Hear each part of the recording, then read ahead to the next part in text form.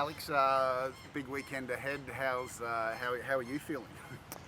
Yeah, excited. At this sort of stage in preseason, you just want to get the first game not out of the way, but you just want to play in the game. So, been a really good, solid 4 weeks of preseason. Probably not quite long enough, but it's not like the men where they have 4 months, but it's probably just not quite long enough. But yeah, made a lot of progress in the last sort of 2 weeks. So really pleasing to see how we go on the weekend. That presents massive challenges for you with. That presents massive challenges for you with 9 new players having come in. Yeah, at least. I think it might be 10, and also Chelsea Blissett and Grace coming back from ACL, so they're essentially 2 new players as well. We didn't have them for most of last year, so it's a really new squad. It's a much younger squad. I think we've lowered the average age by 5 or 6 years, something like that. So it's a substantially younger squad, but girls that are real hungry and really keen to put their best foot forward and make something of themselves as a professional footballer. So W League or A League women's pre-seasons are always challenging. You got to, people coming from all over the world, all over the country, in different forms of fitness, injuries, come from different programs, playing a different style. So it's really a challenge for coaches in this league to kind of get everybody to gel within a 3-week period and all on the same page, ready for round one. Which is why round one always sort of serves up a few surprises. So we'll see if we can be one of the happy ones. How do you go about getting that I suppose the team in sync ahead of game one? I think it's really just simplifying everything. You give players too much information within a short space of time, it's never going to work. So really just simplifying the message, the structure, the way we want to play, and really just being very clear about those simple messages and getting everybody to kind of buy in and really focusing on the intent of what we're doing, not so much maybe the technical side of it, but more the intent. And then as the first sort of 4 or 5 rounds, you kind of work all that stuff out and you get your lineup sorted and all that kind of stuff happens, because unfortunately it's just the way it is with the length of the preseason. But really happy with the way things have gone over the last couple of weeks. This weekend against Canberra, you got Mckellar you'll be up against. You're straight into it. What's this last week been like in preparing for that game? Yeah, it's again, round one, you don't really have too much footage on the other team or a clear idea of how they're going to play.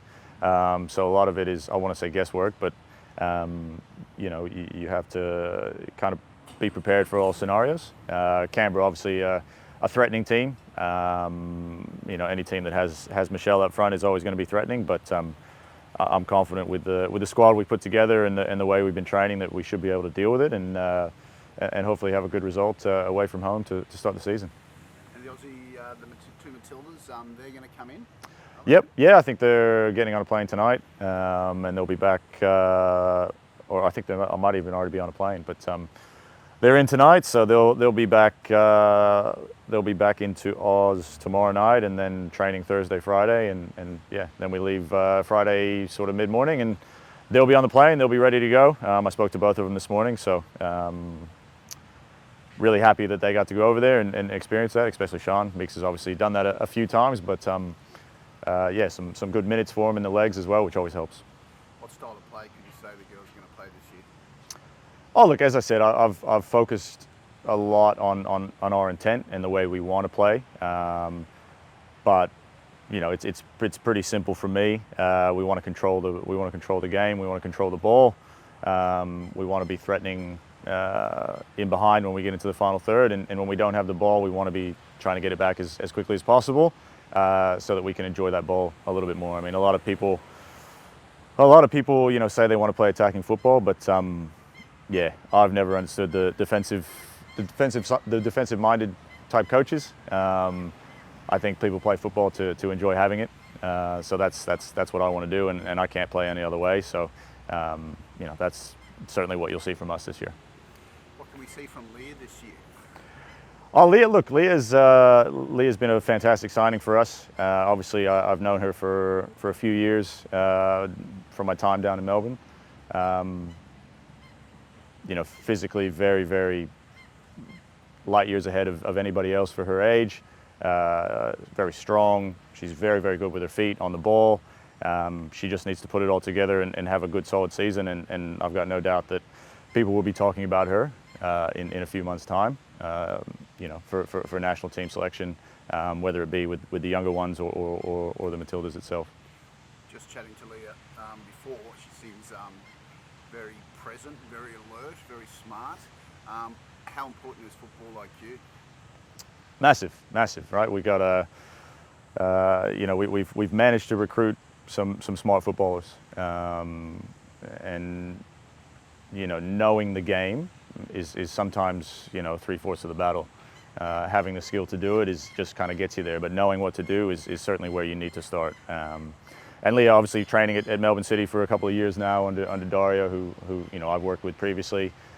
She's got that knowledge. Someone like a Tish Woods as well, she's got that knowledge. So really looking forward to seeing how it all comes together, finally. With those injuries she's had, are you personally excited for her? Oh, massively. As we kind of found out last year, and I guess found out as well, the exciting part of my job, or the really rewarding part of my job, obviously other than winning, is being able to give young players a chance and a platform to progress their careers. And we saw it last year, Ruby Cuthbert, 16 years old, making her debut.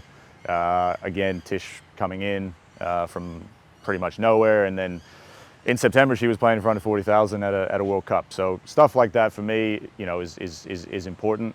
And the more we can do that, the better it's going to be for not only the future of Brisbane Roar, but the future of Australia as a country as well.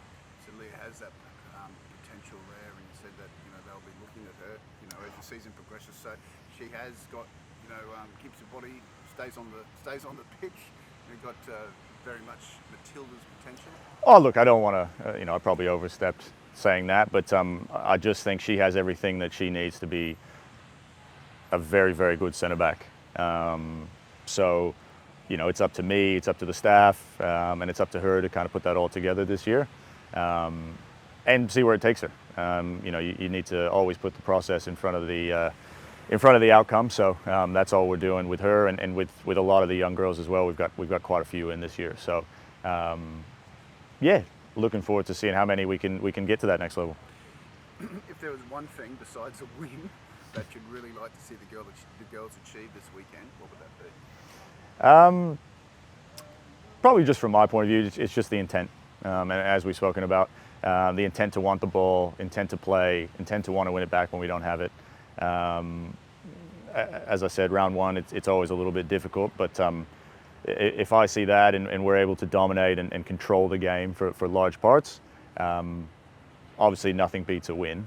But that would be, I guess, a tempered sort of positive if we didn't come away with the 3 points. But I guess I also want to make it kind of very clear the expectation from me is that we do go win, and that is something that we're trying to really put on the girls this year, because I don't think in the last few years it's been that important as it should be, because that's what we're here to do. We're here to win. We're here to compete. It's professional sport, so that is at the top of the food chain, as they say. And but yeah, if we can control the game, I'll be somewhat happy. That's something the Roar, the true believers, the fans would really love to hear. Yeah, for sure. Well, look, as I said, I don't think the club's been, or at least our program has been where it needed to be over the last 3-4 years. It's traditionally a massive club who's competing for titles and championships. So my aim is always has been to get the club and the program back there, and I think we've made some good steps. Now it's time to put it all together for a season.